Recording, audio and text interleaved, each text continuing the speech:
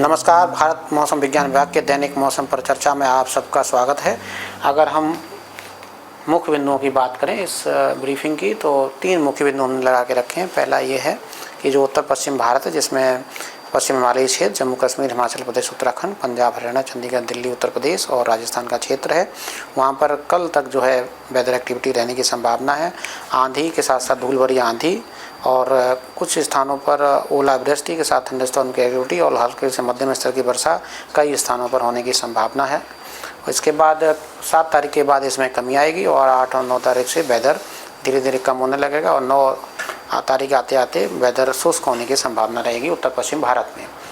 अगर हम दूसरा पॉइंट देखें तो पूर्वी भारत, उत्तर प्रदेश, खासतौर से जो पूर्वी उत्तर प्रदेश का जो दक्षिणी हिस्सा वहाँ, इसके अलावा उत्तरी मध्य प्रदेश और पूर्वी भारत जिसमें बिहार, झारखंड, उड़ीसा ये सब क्षेत्र शामिल है, वहाँ पर आने वाले 5 दिनों में हीट वेव की स्थितियाँ जारी होने की संभावना है। और जो तीसरा पॉइंट ये कि महाराष्ट्र और तटीय कर्नाटक में 8 जून से वर्षा में बढ़ोतरी होने की संभावना है। इसके साथ साथ heavy to very heavy rainfall होने की संभावना भी 8 जून से इन सब क्षेत्रों में रहेगी। हालांकि दक्षिण पूर्वी भारत में भारी वर्षा की गतिविधि आने वाले 4 से 5 दिनों में जारी रहने की संभावना है।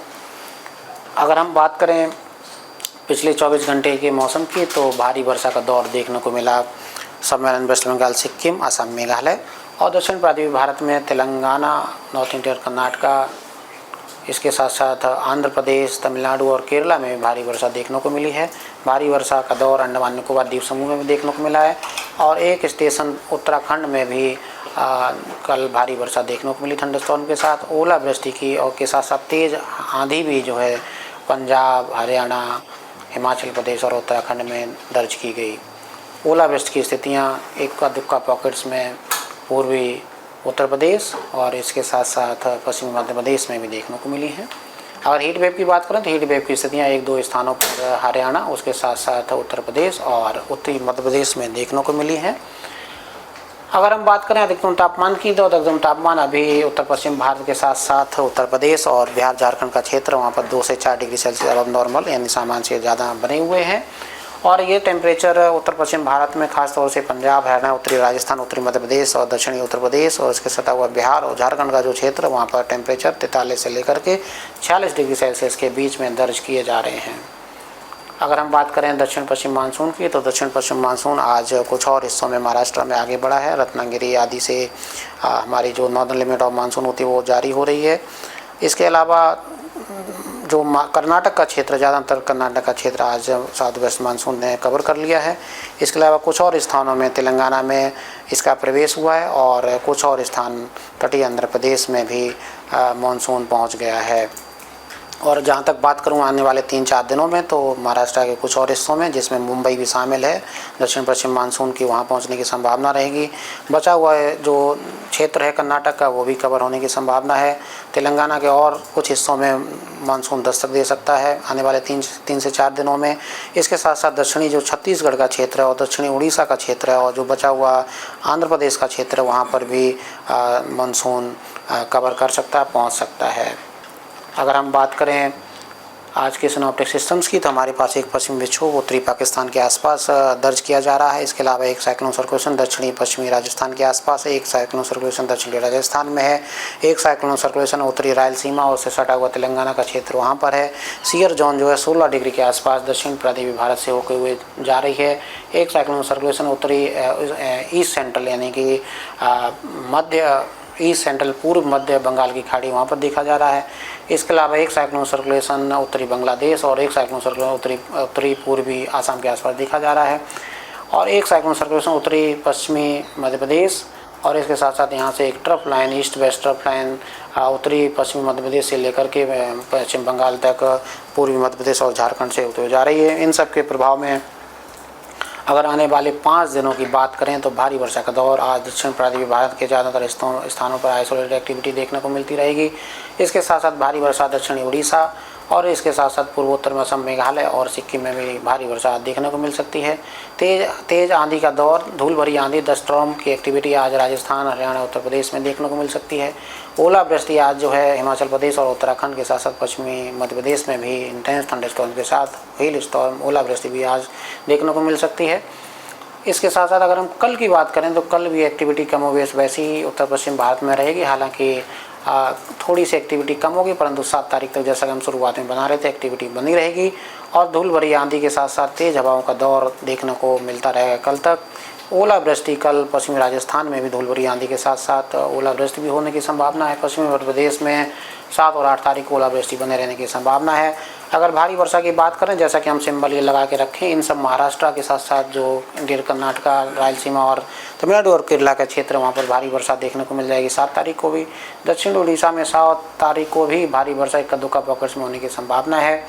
पूर्वोत्तर के राज्यों में खासतौर से असम, मेघालय में एक्टिविटी 7 तारीख को भी देखने को मिल जाएगी। सिक्किम में भी भारी वर्षा 7 तारीख को देखने को मिल सकती है। 8 तारीख में अरुणाचल प्रदेश में भी भारी वर्षा देखने को मिल जाएगी। उसके साथ साथ असम, मेघालय और सिक्किम में एक्टिविटी बने रहने की संभावना है। इंटीरियर महाराष्ट्र और कर्नाटका और केरला में भारी वर्षा 8 तारीख को भी दर्ज होने की संभावना है। 9 तारीख को भी पूर्वोत्तर के राज्यों में जैसा कि 8 तारीख की स्थिति वैसी बने रहने की संभावना है। 9 तारीख की भारी वर्षा अंडमान निकोबार आइलैंड्स के साथ साथ तटीय आंध्र प्रदेश, इंटीरियर कर्नाटका और केरला में बने रहने की संभावना है। 10 तारीख को अंडमान में एक्टिविटी बनी रहेगी, पूर्वोत्तर के राज्यों में एक्टिविटी बढ़ेगी और इसके साथ साथ सिक्किम, अरुणाचल प्रदेश, असम, मेघालय और नागालैंड में भी भारी वर्षा देखने को मिल सकती है। तेलंगाना और तटीय आंध्र प्रदेश में 10 तारीख को भारी वर्षा थंडरस्टॉर्म के साथ होने की संभावना है। अगर हीट वेव की बात करें तो आज दक्षिणी उत्तर प्रदेश और उत्तरी पूर्वी मध्य प्रदेश में हीट वेव आज देखने को मिल सकती है। 7 तारीख को भी उत्तर प्रदेश, उत्तरी पूर्वी मध्य प्रदेश के साथ साथ झारखंड में भी एक्टिविटी हीट वेव की डेवलप हो सकती है। 8 तारीख को ये दायरा और बढ़ेगा। उत्तर पश्चिम भारत में पंजाब, हरियाणा में शुरुआत हो सकती है हीट वेव के एक नया दौर देखने को मिल सकता है। उत्तर प्रदेश में, खासतौर से दक्षिणी उत्तर प्रदेश में एक्टिविटी बनी रहेगी। इसके साथ साथ पूर्वी भारत में भी दायरा बढ़ेगा और इसके साथ साथ बिहार, झारखंड, उड़ीसा में भी हीट वेव की एक्टिविटी देखने को मिल जाएगी। 9 तारीख को कमोवेश वैसी एक्टिविटी जारी रहेगी और 10 तारीख को भी उसमें कोई बदलाव होने की संभावना नहीं है। कुल मिला के 8, 9, 10 तारीख में हीट वेव की एक्टिविटी उत्तर पश्चिम भारत, मध्य भारत, पूर्वी भारत में डेवलप होने की संभावना रहेगी। अगर हम बात करें फिशरमैन की, तो फिशरमैन जो हमारे काले रंग से और गुलाबी रंग से दर्ज दिखाए गए क्षेत्र, वहाँ पर फिशरमैन के लिए चेतावनी है। खासतौर से जो अंडमान सागर और इसके साथ साथ दक्षिणी बंगाल की खाड़ी, उससे सटा हुआ मध्य बंगाल की खाड़ी और जो हमारा पश्चिमी तट है और तमिलनाडु और केरला के तट है, वहाँ पर आने वाले 4 से 5 दिनों में फिशरमैन वार्निंग रहेगी और महाराष्ट्र में भी डे 3 से फिशरमैन वार्निंग जारी की गई है। अगर हम डिस्ट्रीब्यूशन की बात करें, वितरण की भारी वर्षा की, तो वर्षा जैसा कि हम शुरुआत में बोल रहे थे कि उत्तर पश्चिम भारत में आज और कल एक्टिविटी बने रहेगी, इसलिए वहाँ पर फेयरली वाइड स्प्रेड से स्कैटर्ड एक्टिविटी देखने को मिल सकती है।